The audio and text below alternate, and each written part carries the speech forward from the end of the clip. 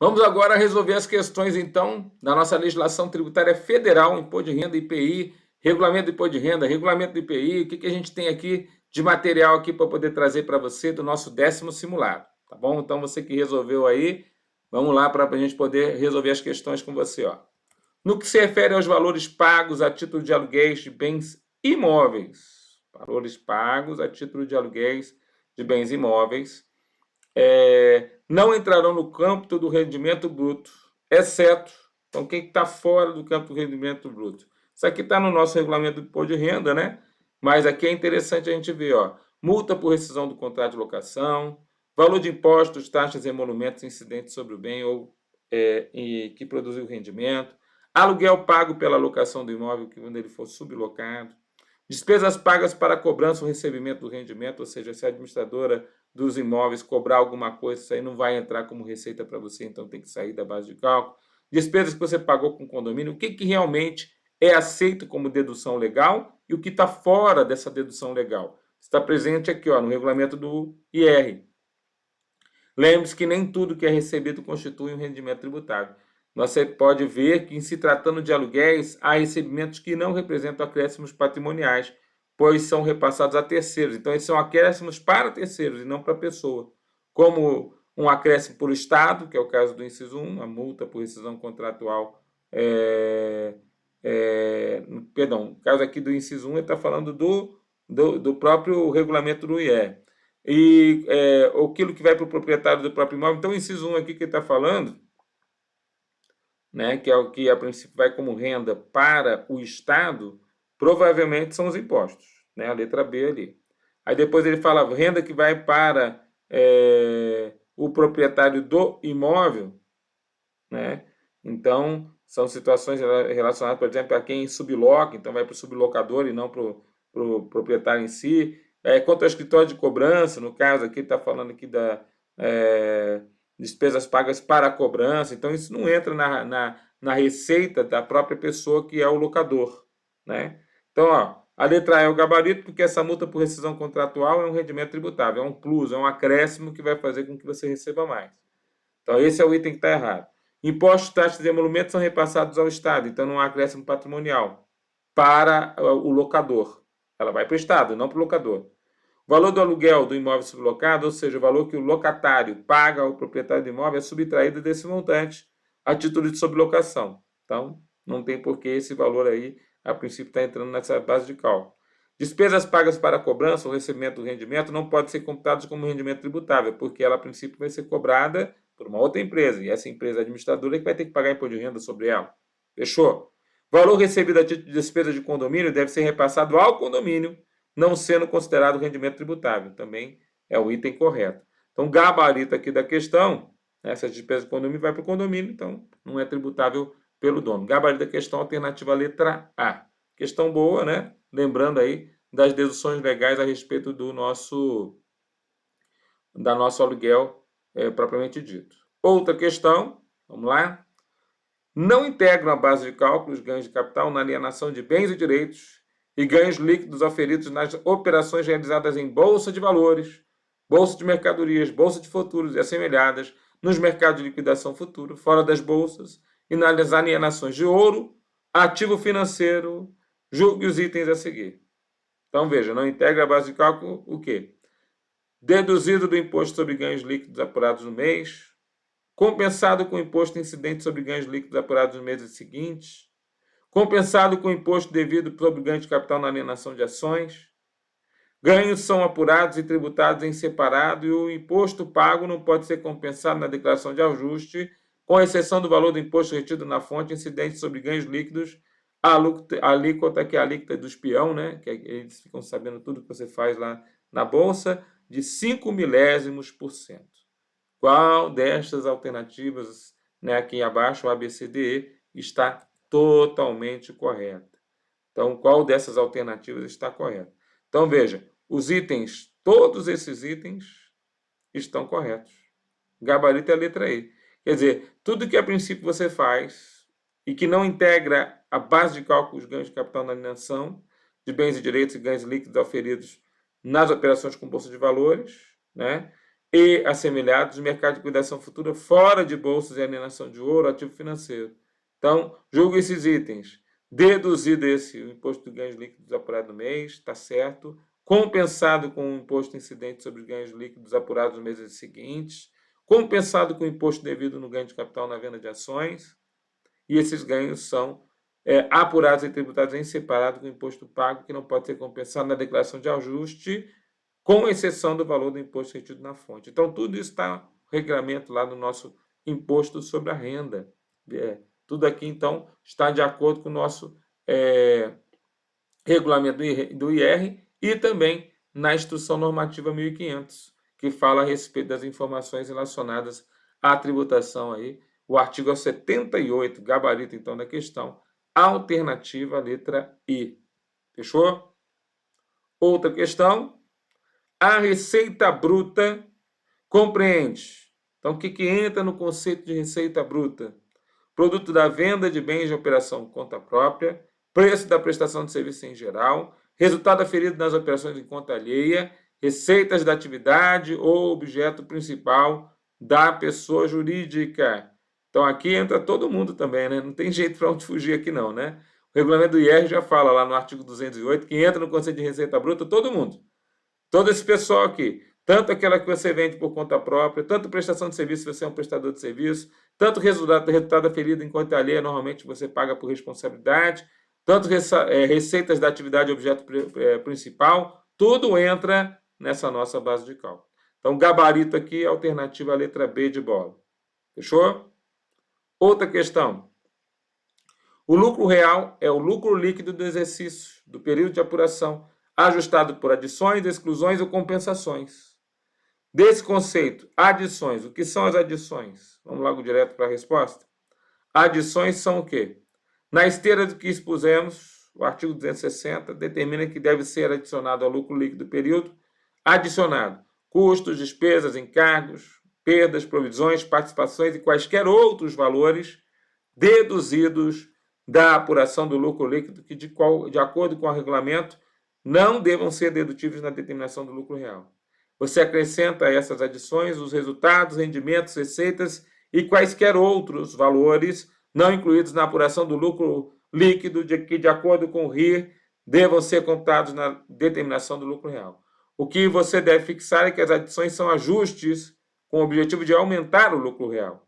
Aplicam-se a situações em que custos, despesas, encargos, perdas, provisões, participações e quaisquer outros valores foram subtraídos da demonstração do resultado do exercício e não são dedutíveis, devendo então agora serem adicionados para a determinação do lucro real, bem como as situações que os resultados, rendimentos, receitas e quaisquer outros valores não foram somados, devendo ser também adicionados para a determinação do lucro real. Então, o gabarito aqui da questão alternativa letra C. Custos, despesas, encargos, perdas, provisões, participações e quaisquer outros valores deduzidos na apuração do lucro líquido que, de acordo com o regulamento, não devam ser deduzidos, então, da determinação do lucro real, gabarito da questão alternativa letra C de casa. Fechou, pessoal? Vamos para outra questão. Considerando agora o nosso decreto 9.580, que trouxe o novo regulamento do IR. No lucro presumido poderá ser deduzida da base de cálculo. Então, quais são as deduções aceitas da base de cálculo? Rendimentos e ganhos de capital nas transferências de imóveis desapropriados para fins de reforma agrária quando auferidos pelo desapropriado? Não, essa aqui é a exceção.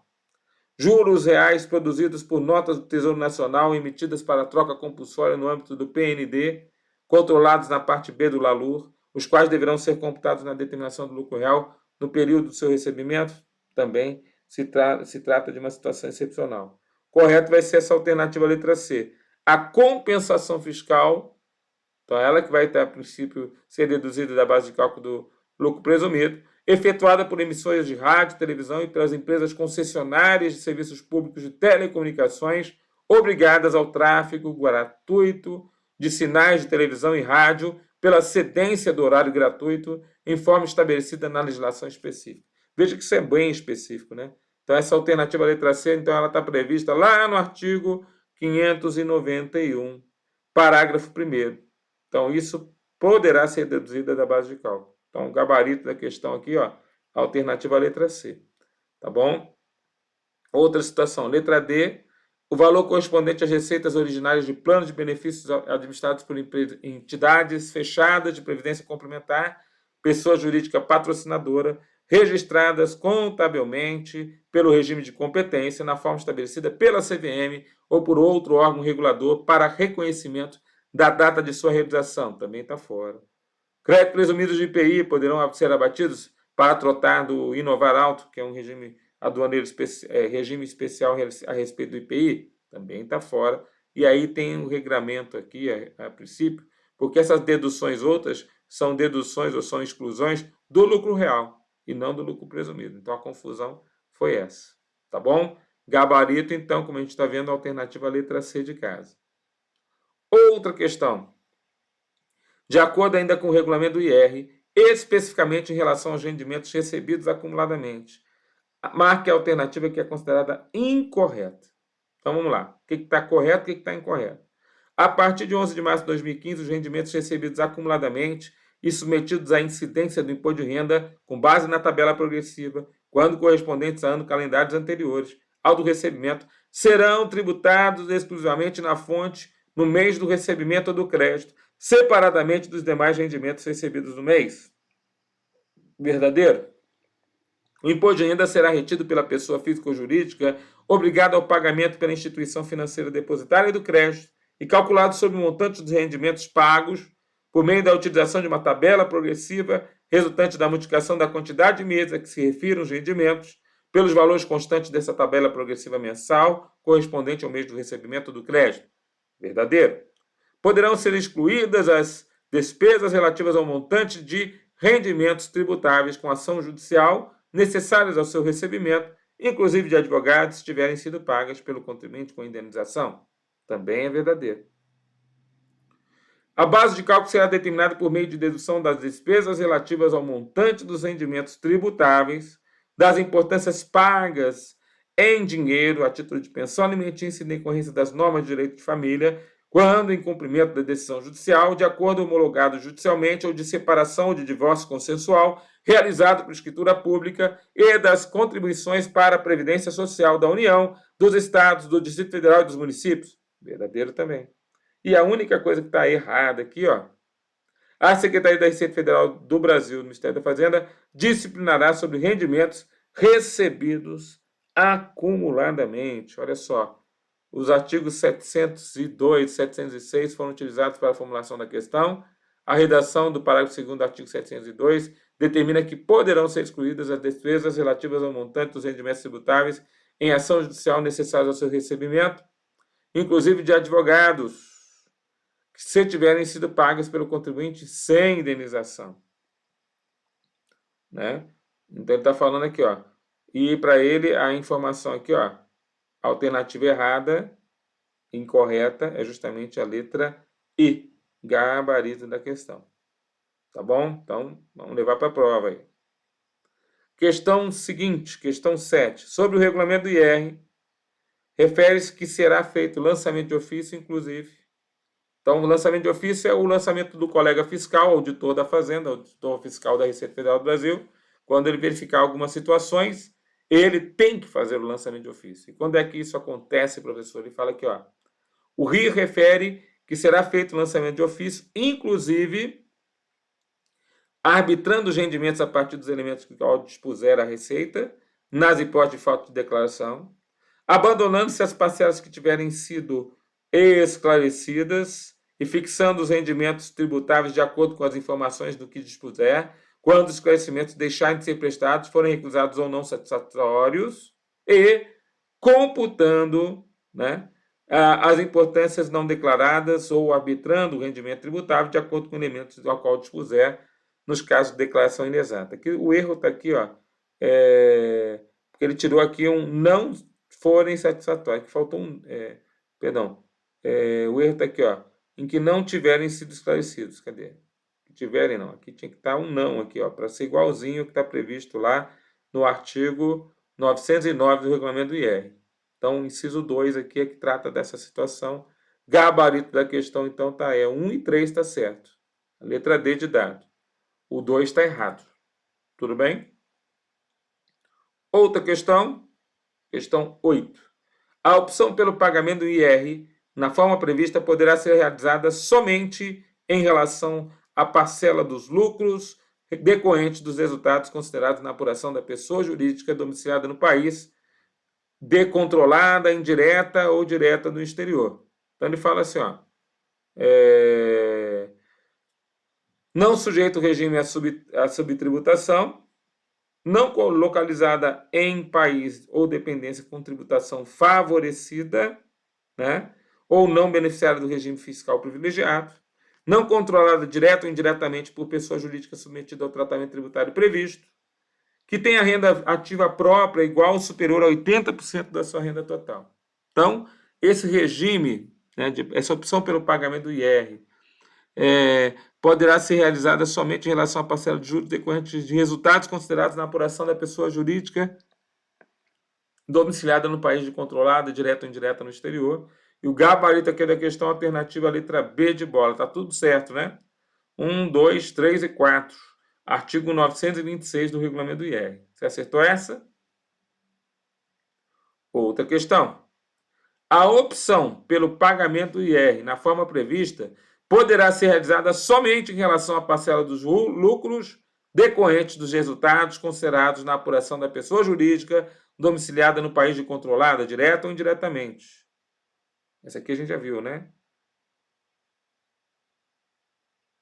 A 8 está igual, a 9 está igual também. Já vimos, acabamos de ver, né? Não sei se a prova de vocês teve duas questões iguais, né? Mas aqui o gabarito está aparecendo como duas questões iguais. Então vamos lá, questão 10. Então a 9, mesma coisa, gabarito letra B, tá bom, pessoal? Não vou repetir o comentário, porque a gente, a princípio, já viu que a mesma questão apareceu duas vezes aqui na numeração. São imunes ao IPI. Opa, isso aqui caiu até em prova do nosso concurso, né? Isso aqui caiu em prova anterior, vamos ver. O ouro, como definido em lei como ativo financeiro e instrumento cambial, só incide o IOF. Livros, jornais, periódicos, papel destinado à sua impressão, imunidade objetiva. Produtos industrializados para o exterior, imunidade. Vou descer aqui, ó. Energia elétrica, derivados de petróleo, combustível e minerais do país, também são os monopólios da União, que estão lá no artigo 153, parágrafo 5º. Aeronaves de uso militar vendidas à União, isso aqui é matéria de isenção, toma cuidado. Para ser imunidade tem que estar na Constituição, né, professor? Exatamente. O regulamento do IPI fala que o artigo 54, inciso 6, não há imunidade, mas sim isenção, como será visto, sobre as aeronaves de uso militar vendidas à União. Outra questão. Considerando agora o decreto 7212 de 2010, que é o nosso RIP, Regulamento do IPI, aqueles que consumirem ou utilizarem outra finalidade ou remeterem a pessoas que não sejam empresas jornalísticas ou editoras papel destinado à impressão de livros, jornais e periódicos, quando alcançado pela imunidade, é considerado, então esse que é o princípio, né? Não sejam empresas jornalísticas ou editoras, o papel destinado à impressão de jornais, livros e periódicos é considerado. Então, na verdade, veja só, a gente tem aqui uma dúvida, né, professor? Se ele é contribuinte ou se ele é responsável. Por quê? Porque ele consome, ele utiliza. Então, a regra seria, alguém mandou para ele. Então, a gente pensaria logo de cara, letra A, responsável. Mas a gente sabe que isso aqui é uma exceção à regra geral. Exceção essa que não está nem no CTN a respeito do IPI. Está lá no regulamento do IPI. Conforme o artigo 24, inciso número 4, são obrigados ao pagamento do IPI os contribuintes que consumirem ou utilizarem outra finalidade ou remeterem a pessoas que não sejam empresas jornalísticas, editoras, o papel destinado à impressão de livros, jornais e periódicos, quando alcançado, então, pela imunidade. Tá certo? Então, guarda a informação. Tá bom? Outra questão, também do IPI. De acordo ainda com o regulamento do IPI, está correto afirmar sobre isenções do IPI. Então vamos lá. Está correto, né? Ele quer o que está correto. Então, ó, salvo expressa disposição em lei, as isenções do imposto referem-se ao contribuinte ou adquirente, e não ao produto. É o contrário. A isenção de caráter objetivo só exclui o crédito tributário quando o seu titular estiver na posição de contribuinte ou responsável. Está errado, é contribuinte. O titular da isenção não poderá renunciar ao benefício da isenção do IPI, pois o cidadão brasileiro não pode ser prejudicado. Errado também. Quem, a princípio, é o titular da isenção, ele pode fazer o que ele quiser. O correto está na letra D. Se a isenção estiver condicionada à destinação do produto, e a este for dado destino diverso do previsto, estará o responsável pelo fato sujeito ao pagamento do imposto e da multa cabível, como se a isenção não existisse. Esse é o gabarito, tá bom? Gabarito da questão, alternativa letra D de dado. Entenderam aqui? Que o gabarito aqui é a alternativa letra D. Salvo comprovado intuito de fraude, o imposto será devido sem multa, se recolhido de forma espontânea, antes do fato modificador da destinação, se este se der após 3 anos da ocorrência do fato gerador, não sendo exigível após o decurso de 5 anos. Também está falso, após o decurso de 3 anos. Então, o gabarito aqui bem explicadinho, né? Foram utilizados os artigos 50, 51 e 52 aqui do nosso regulamento do IPI. Aí ele fala no 50, salvo disposição expressa em lei, as isenções do imposto referem-se ao produto e não ao contribuinte ou adquirente. O artigo 51, a isenção de caráter subjetivo só exclui o crédito tributário quando seu titular estiver na posição de contribuinte ou responsável. Ali ele botou objetivo, né? Mas é subjetivo. O titular da isenção poderá renunciar ao benefício, obrigando-se a comunicar a renúncia à Receita Federal. Salvo comprovado intuito de fraude, o imposto será devido sem multa e recolhido espontaneamente pelo fato modificador da destinação, se esta se der após 1 ano da ocorrência do fato gerador, não sendo exigido após o decurso de 3 anos.